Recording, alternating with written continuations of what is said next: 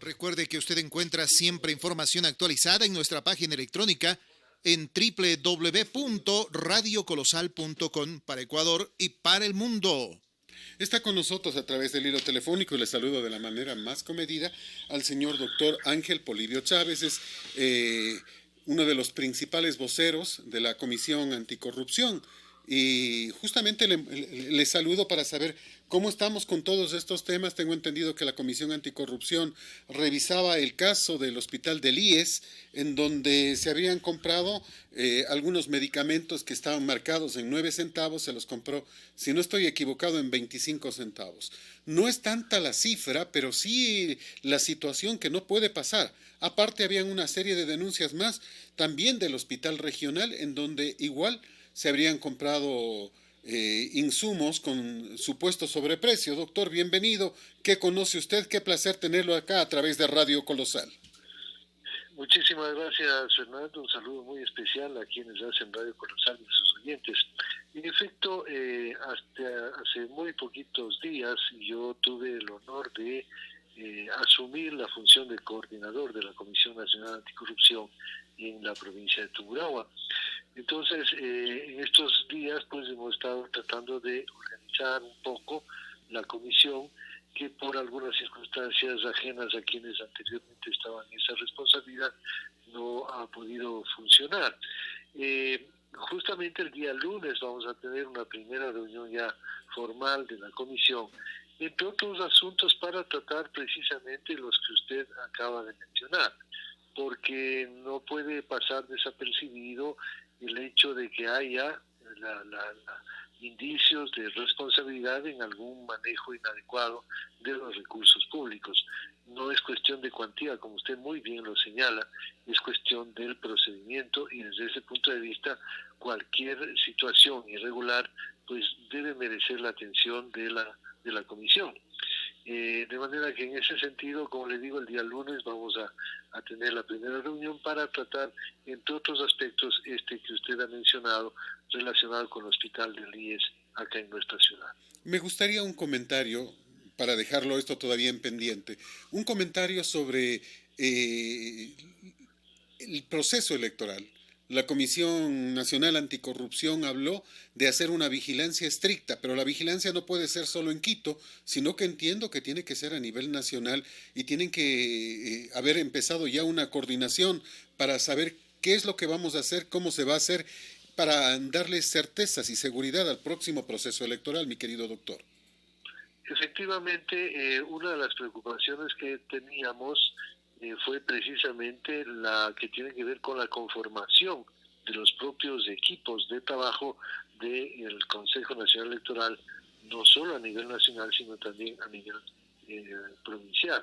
En nuestro caso, nosotros estamos atentos a esta circunstancia con el fin de que podamos contar con un equipo de personas confiables, porque en definitiva la responsabilidad que tiene el organismo electoral es enorme, pues está jugando con el destino de las comunidades, está jugando con la voluntad de la ciudadanía, y eso pues tiene que ser manejado con la más absoluta responsabilidad, transparencia y honestidad, tal y como si se trata de los recursos económicos, quizá con más celo, tiene que cuidarse también el manejo adecuado de la voluntad del pueblo tungurahuense, en el caso nuestro de la provincia. Importante aquello. Me quedo pensando en algunos de estos temas, y cuidar justamente que la cosa se maneje con transparencia es básico y fundamental. Pero ¿cómo lo hacemos si no tenemos una garantía mayor? Y en el Consejo Nacional Electoral seguimos teniendo a Tamaín, a Acero y al señor Cabrera, que siguen tomando las decisiones sin consultas. Hace poquito nomás pretendieron, entre comillas, nombrar una comisión para que investigue el lavado de activos de los candidatos que podría darse. ¿Usted confía en todo esto? No, ese es el problema mayor. El problema fundamental es que, en definitiva, si la cabeza no funciona adecuadamente, pues es un poco difícil que también a nivel de las regiones, a nivel de las provincias, nosotros tengamos un comportamiento adecuado. Y ese es el gran problema. De hecho, la Comisión Nacional a nivel de país está trabajando para ver cómo es posible de alguna manera intervenir para que haya por lo menos un mínimo de garantías sobre la pertinencia y la procedencia del comportamiento de quienes conforman el Consejo Nacional Electoral. Es muy lamentable realmente cómo se maneja esta situación. De hecho, para nosotros fue particularmente inquietante la designación de esta persona encargada del sistema informático, que parece que tiene antecedentes que lo vinculan estrechamente con un movimiento político determinado y que no es garantía de imparcialidad en el manejo de esta voluntad popular, que de hecho, lamentablemente ya, no solo en el último episodio, sino en episodios anteriores, siempre dejó sospechas y dudas sobre la forma adecuada de conducir este Consejo Nacional y de conducir el proceso electoral. Desgraciadamente, la dictadura a la que estuvo sometido nuestro país no nos ha permitido un cambio radical, no solamente de las personas que conforman el Consejo, sino incluso de la propia estructura del Consejo. Nosotros hemos planteado desde hace mucho tiempo un cambio sustancial en la Constitución de la República para que de alguna manera haya mayor garantía en cuanto a la conformación del Consejo y en cuanto sobre todo a la resolución de los problemas litigiosos a nivel de naturaleza electoral. Porque el que se haya conformado este Consejo Electoral Jurisdiccional no es tampoco garantía por el origen que tienen sus personeros, y de igual manera pues quienes operativizan el proceso electoral. Esto tiene que cambiar definitivamente. Lamentablemente tendremos que hacerlo por la vía de la reforma constitucional, y todos sabemos lo difícil que eso resulta cuando no hay una asamblea que tenga independencia y que sobre todo esté integrada por personas que estén decididas no a responder a intereses particulares o de grupos, sino a los intereses de la nación. Se nos quedan varias preguntas sobre estos temas, porque hay demasiados aspectos. Por ejemplo, el tema de las primarias, la obligación de que se hagan primarias. El caso del prefecto o del ex prefecto de la SUAY, Pérez, él hace dúo con la señorita Marangoni. De pronto ella dice que hay diferencias irreconciliables y se retira. El señor Pérez la reemplaza con otra señorita que no participó en primarias. De acuerdo a la ley, ese binomio debería descalificarse, porque si la señorita Marangoni renuncia a ser candidata, bueno, el señor Pérez debió haber pedido que le permitan hacer primarias para poder elegir a la vicepresidente o no, o simplemente puede, porque él quiere, escoger a cualquier persona. Si no me equivoco, la ley ecuatoriana, la Constitución y la ley electoral, tanto de 1998 cuanto la del 2008 que nos rige, dicen claramente que el binomio se tratará como una sola persona y es indivisible. Es decir, si el uno no se inscribe, el otro no puede considerarse inscrito, ¿o estoy yo equivocado? No, usted tiene toda la razón. En realidad el procedimiento correcto habría sido que ante la renuncia de la señora propuesta como candidata a la vicepresidencia, se permita la convocatoria a un nuevo colegio electoral para que en primarias resuelvan ese problema y designen al reemplazo de quien se excusó. Y ese es el procedimiento correcto.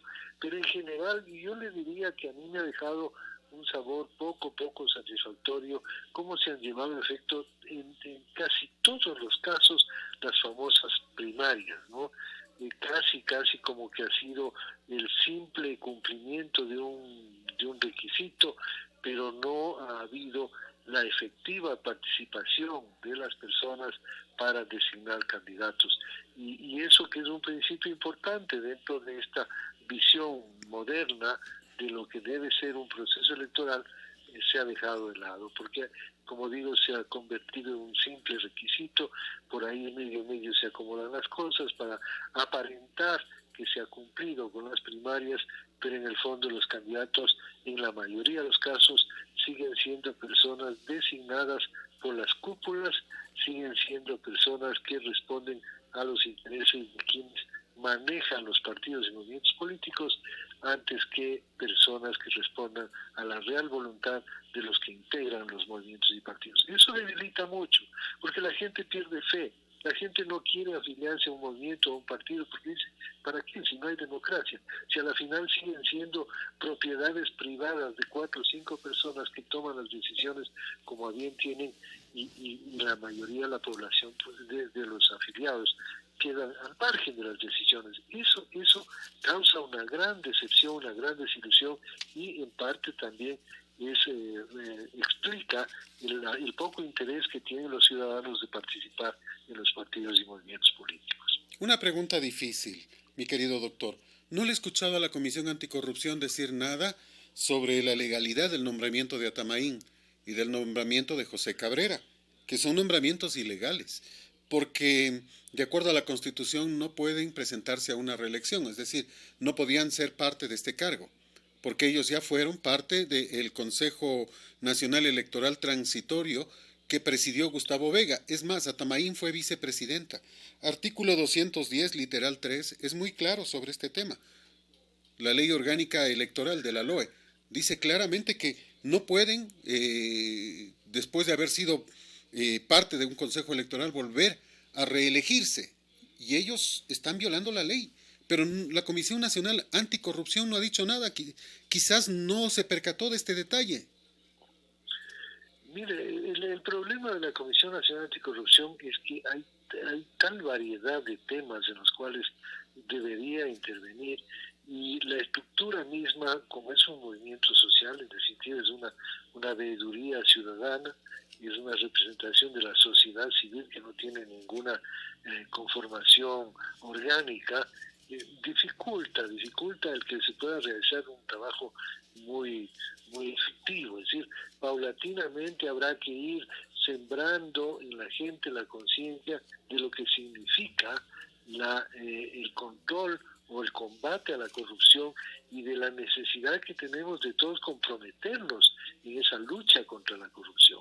Ahora pues son pocas personas las que estamos involucrados en determinados núcleos y nos vemos en la imposibilidad a veces de cumplir con esta delicada misión más allá de nuestra voluntad y de nuestros recursos personales que a veces son muy limitados. Entonces sí, es posible que la Comisión no ha tenido la precaución de evidenciar esta irregularidad en la conformación del actual Consejo Nacional Electoral. Pero es básico ahora, porque no podemos seguir dejando el proceso electoral en las manos de Atamaín y compañía.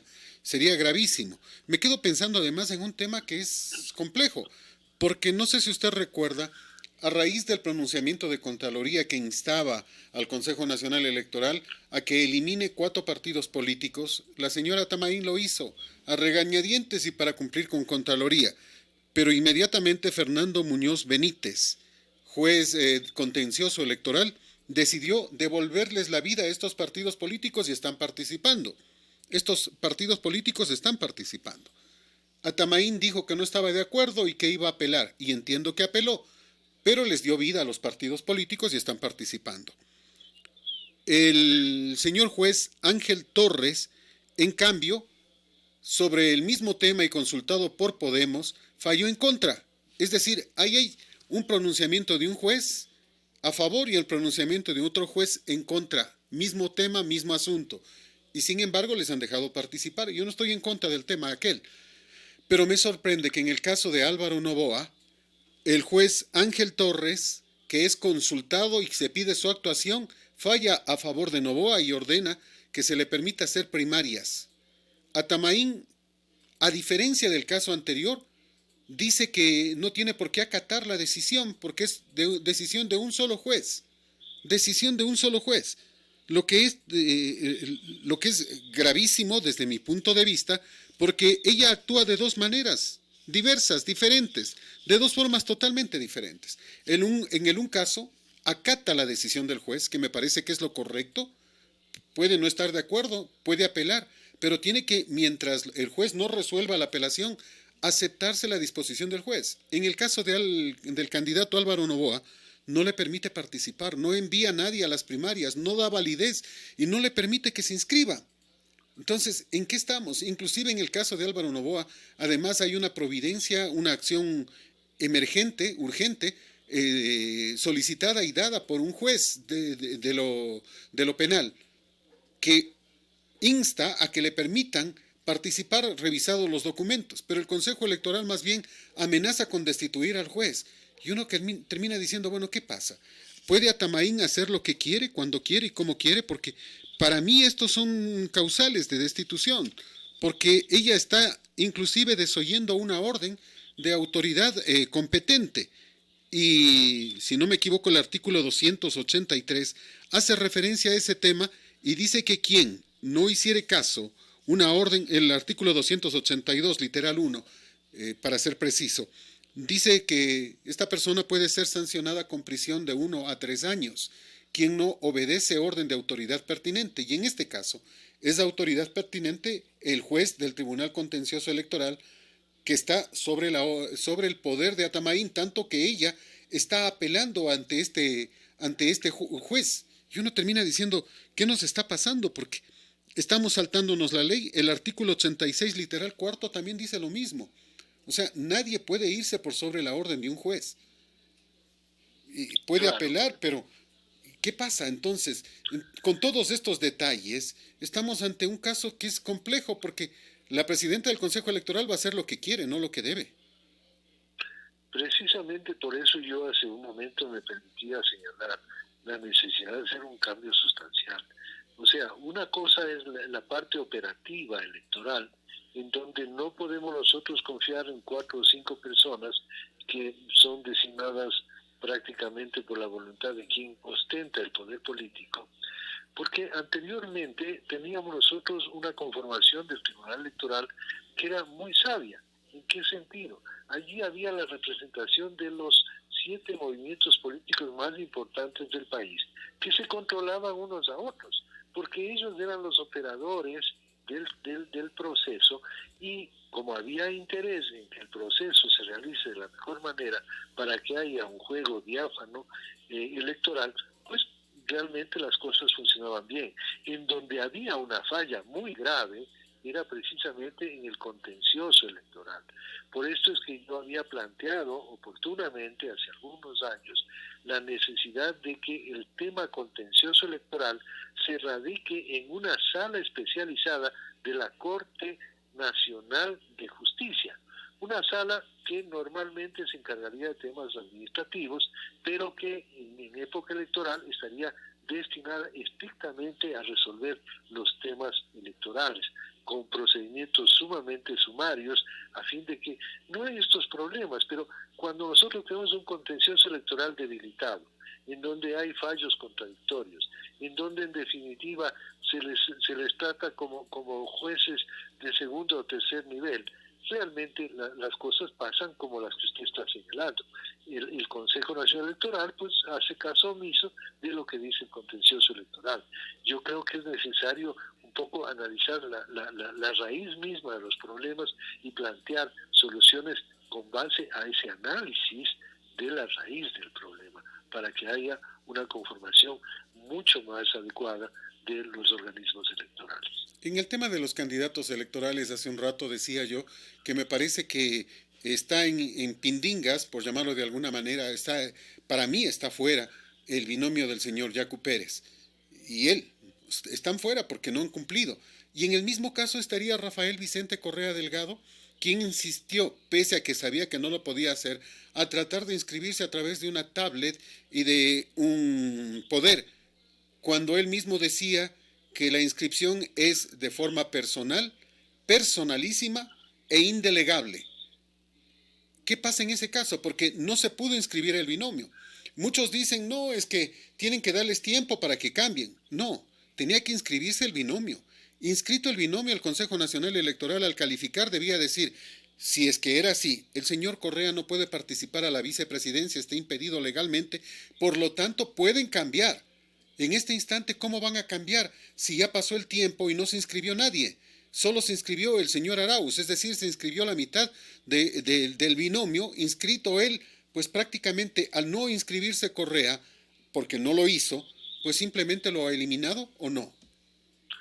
A mi juicio estaría fuera de la competencia, definitivamente, porque no podríamos nosotros a esta altura tratar de enmendar esa falencia que, como usted muy bien decía, debió haberse superado mediante un proceso de primarias o un segundo proceso de primarias para sustituir a quien no tenía la posibilidad de intervenir.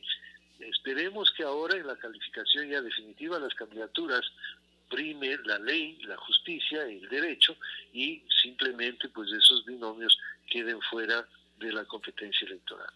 Doctor, existen 16 candidatos, contando a los que hemos mencionado recién. 16 candidatos supuestamente, pero el pueblo dice no hay por quién votar. Quisiera un comentario suyo sobre este tema.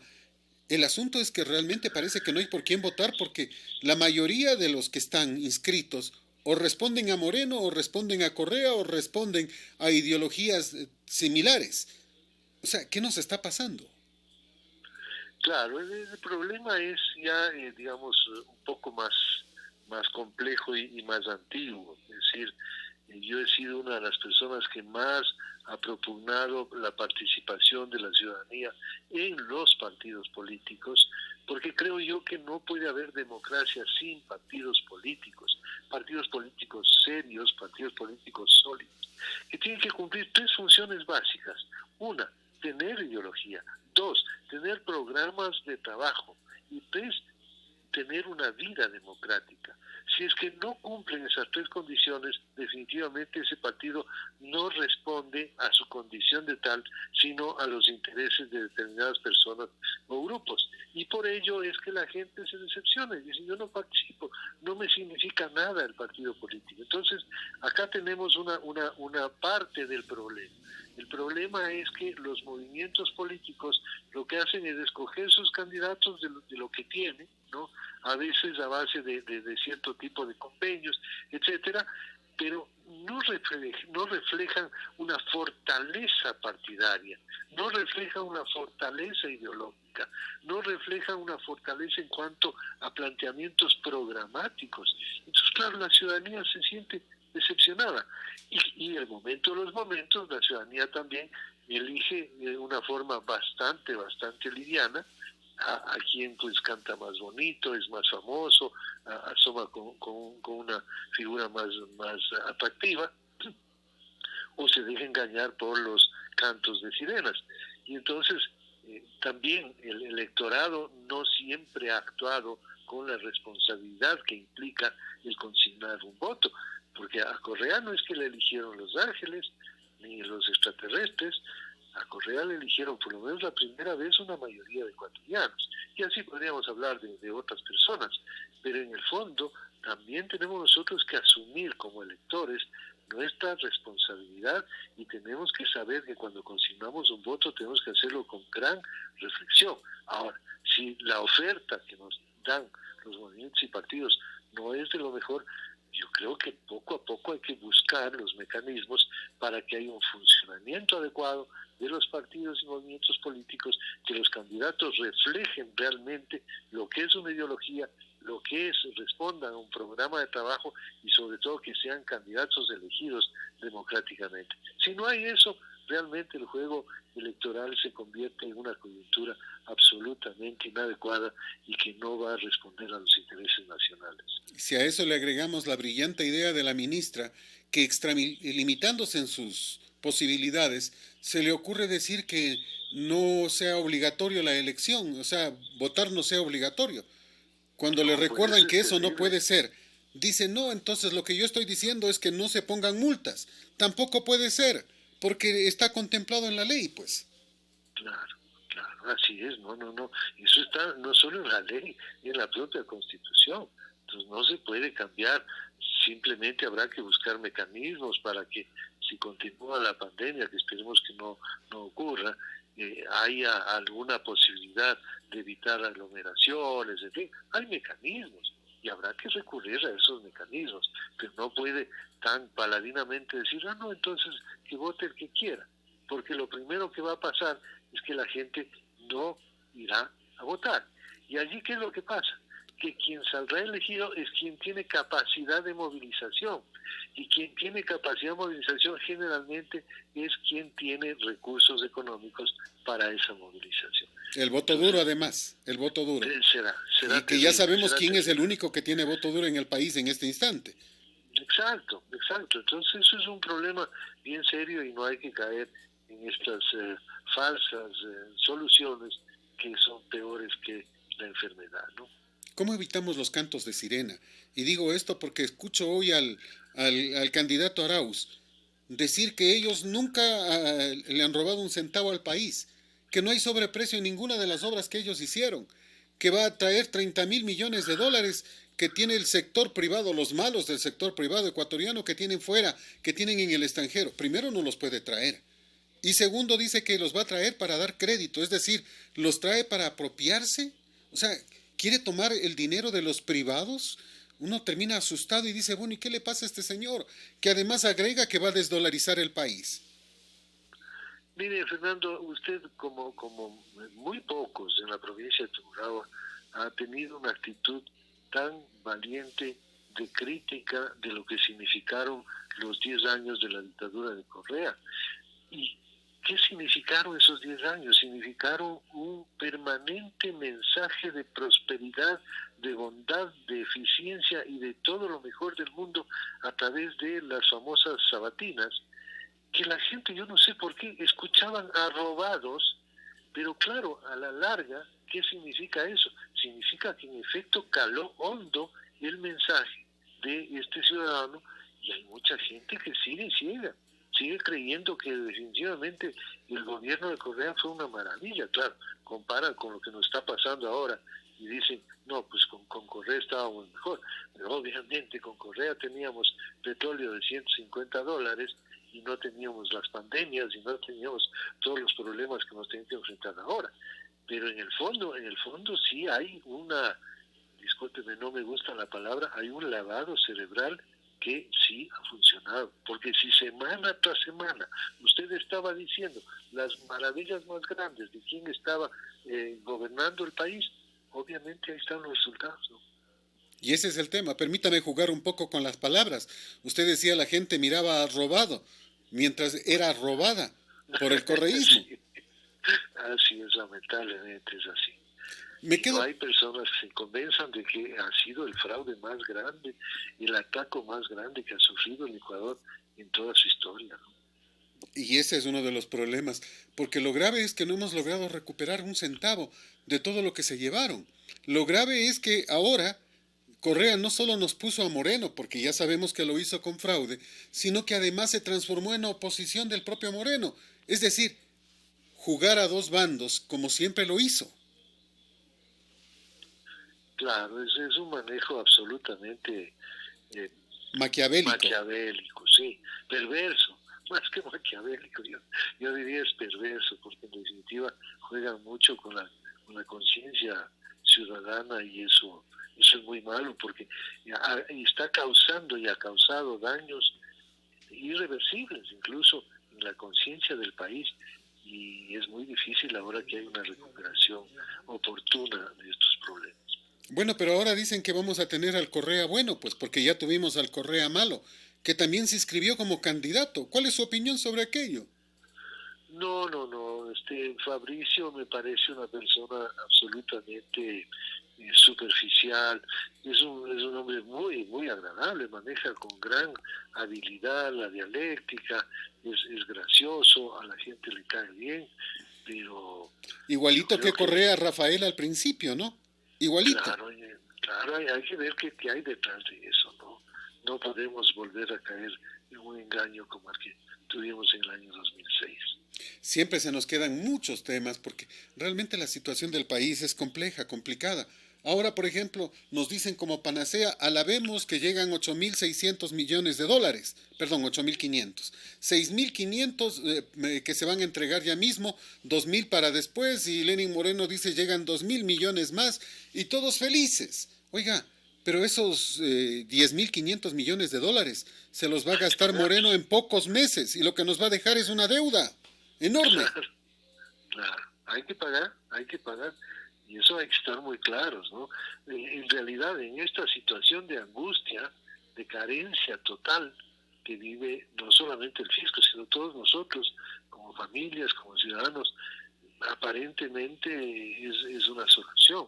Pero veamos cómo se maneja la situación de aquí en adelante para que esta, digamos, ayuda llegue en este momento, más tarde no se convierta en un dogal, como aconteció con el gobierno de Correa, ¿no? Que contrataba créditos a mansalva, pero como todos se robaban, definitivamente nos quedamos endeudados y sin tener recursos. Ese es el gran problema de nuestro país. Doctor, finalmente, quisiera un comentario suyo sobre el caso Sobornos. Me preocupa porque de lo que yo he leído, no, usted sabe que yo soy lego en el tema, pero leo, de lo que yo he leído y de lo que conversé en la mañana con César Coronel, me decía él que hoy tenían que dar el fallo los jueces. Es decir, en la propia audiencia, que eso está determinado en la ley, termina lo que se escuchan a la una parte y a la otra parte y podían ellos pedir o retirarse para deliberar por unas 4, 5 o más horas, las que ellos consideren conveniente, pero debían dar el fallo hoy. Y el fallo por escrito debía ser entregado posteriormente en 3 o 5 días.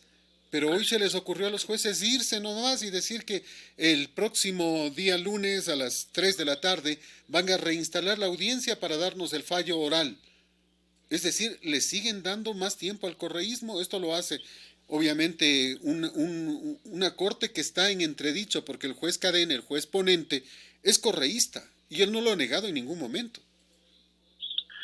¿Sabe qué es motivo de preocupación? En realidad, como usted muy bien dice, lo que debía hacerse es en la propia audiencia. Ahora, claro, una audiencia no necesariamente termina el mismo día, pero así tomarse tan graciosamente el fin de semana para, no sé qué querrán hacer estos señores, me parece que es, por decirlo menos, sospechoso. Se nos queda en el tema de que el fin de semana va a ser para la subasta. ¿Quién da más? Por lo menos, como usted bien decía, sospechoso. Y no debía pasar, no debía pasar.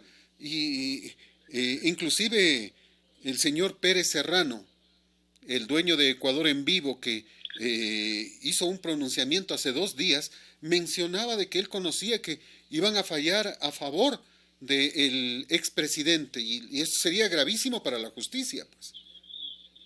Desde luego. Ahora, claro, tampoco es que es un tema muy sencillo, ¿no? Porque son prácticamente 16 recursos que se han planteado y hay que ir analizando uno por uno. Pero en realidad no es que aparece el elemento de juicio para los jueces en la audiencia de ayer.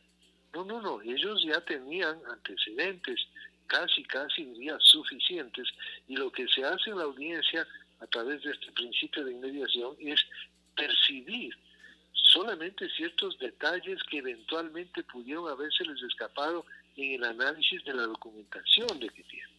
Porque además, por otro lado, el recurso de casación es un recurso de alta técnica jurídica. Ahí no se analiza el fondo del problema, no se analizan las pruebas, ni mucho menos.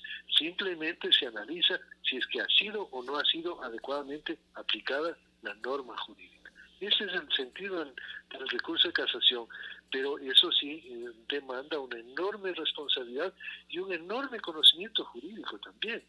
No es un recurso cualquiera, no es un recurso de apelación, no es una tercera instancia, es un recurso muy especial, de alta técnica jurídica y que tiene que tratárselo con gran responsabilidad, sobre todo cuando hay tanta expectativa de la ciudadanía frente a un proceso de esta naturaleza.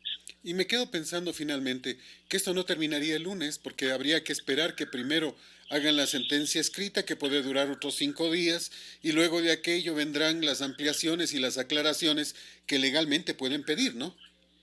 Bueno, no, el pronunciamiento verbal sí tiene que darse el día lunes. Si es que ellos Sí han decidido reanudar la audiencia el día lunes, el lunes tendrán que emitir su pronunciamiento. Sí. Pero los abogados solo podrán pedir aclaración o ampliación en el momento que reciban la sentencia en sus correos electrónicos. Eso significará otros 5 días más, a eso me refería.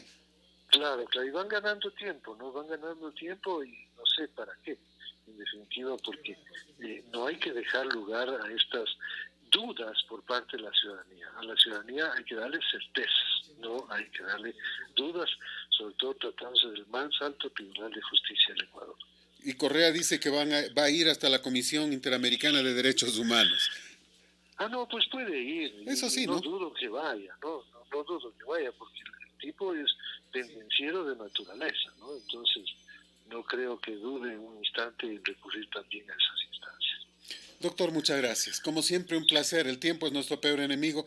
Le agradezco su gentileza, su tiempo. Un placer conversar siempre con el doctor Ángel Polibio Chávez. Gracias, Fernando. Para mí también un gusto grande saludar a nuestros oyentes. Muy buenas noches. Muy buenas noches. Esta es Colosal, la que sí le dice la verdad.